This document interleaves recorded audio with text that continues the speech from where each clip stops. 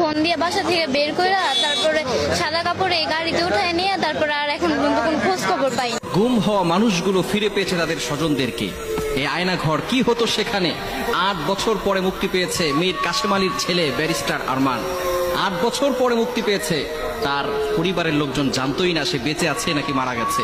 কি হতো এই আয়না ঘরে, যেখানে মানুষকে নির্যাতন করা হতো, অন্ধকারে কারাবদ্ধ করে মানুষের ব্রেনকে নষ্ট করে দেওয়া হতো। একজন মানুষ যাতে করে সচল থাকতে না পারে, তার যতগুলো অ্যাবিলিটি আছে, তার ব্রেন ক্ষমতা যা আছে, এগুলো সবকিছু নষ্ট করে ফেলা হতো।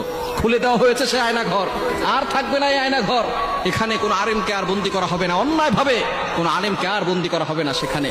সুতরাং আল্লাহ তাআলা আমাদেরকে স্বাধীনতা দিয়েছে, আমরা মুক্ত হয়েছি এই অত্যাচারী শাসক থেকে। আল্লাহ তাআলা আমাদেরকে স্বাধীনতা দিয়েছেন। সুতরাং এই আয়না ঘরে অত্যাচার করা হতো, জুলুম করা হতো, নির্যাতন করা হতো। যারা এই হকের পক্ষে ছিল, যারা এই সঠিক কথা বলতো, তাদের এই আয়না ঘরে বন্দী করে রেখে তাদেরকে গুম করে ফেলা হতো। তাদের পরিবারের সাথে কোনো সুযোগ থাকতো না তাদের সাথে কথাবার্তা বলার। পরিবার জানতোই না ছেলেটা বেঁচে আছে নাকি মারা গেছে। কত মায়ের বুক খালি করা হয়েছে, কত বাবার বুক খালি করে দেওয়া হয়েছে।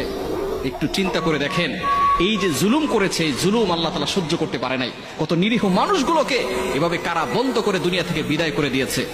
আল্লামা সাঈদী রহমতুল্লাহ আলাইহি, তাকেও কারাবদ্ধ করে দুনিয়া থেকে বিদায় করে দেওয়া হয়েছে। তিনি শেষ বিদায়ের যে হাসিটা দিয়েছিলেন, আজকে যদি তিনি বেঁচে থাকতেন তাহলে তিনি আবারও সেই হাসিটা দিতে পারতেন। যারা এভাবে মারা যায় ইসলামের জন্য, যারা এতদিন আয়না ঘর ছিল গুমের শিকার পরিবারদের মুখে মুখে, কিন্তু সেই আয়নাঘর থেকে মানুষ ফিরে আসার পর এখন হঠাৎ নিখোঁজ হওয়াদের নতুন ঠিকানা কচুক্ষেত। বুধবার অনেক ভুক্তভোগী পরিবারই স্বজনদের খোঁজে আসেন আয়নাঘরের সামনে। সাবেক প্রধানমন্ত্রী শেখ হাসিনার সরকারের পতনের পর গেল 16 বছরে গুম হওয়া মানুষদের খুঁজতে হঠাৎ করে আলোচনায় আসে আয়নাঘরের। মঙ্গলবার সেখান থেকে মুক্তি পান প্রায় 2 শতাধিক মানুষ। বুধবার রাজধানীর বিভিন্ন জায়গা থেকে গুমের শিকার পরিবারের সদস্যরা হাজির হতে থাকেন কচুক্ষেত এলাকায়। সকালেই খবর মেলে ইউপিডিএফ এর নিখোঁজ নেতা মাইকেল চাকমাকে আয়নাঘর থেকে মুক্ত করে পরিবারের কাছে ফিরিয়ে দেওয়া হয়েছে। এরপর ভিড় বাড়তে থাকে সেখানে। কারো ভাই নিখোঁজ, কারো বা স্বামী।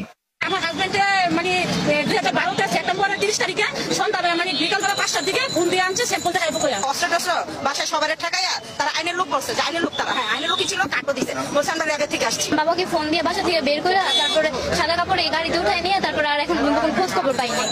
দিনভর অপেক্ষা থাকা পরিবারের এসব সদস্যরা অনেকে জানেও না যাদের খোঁজে তারা এসেছেন তারা বেঁচে আছে কিনা।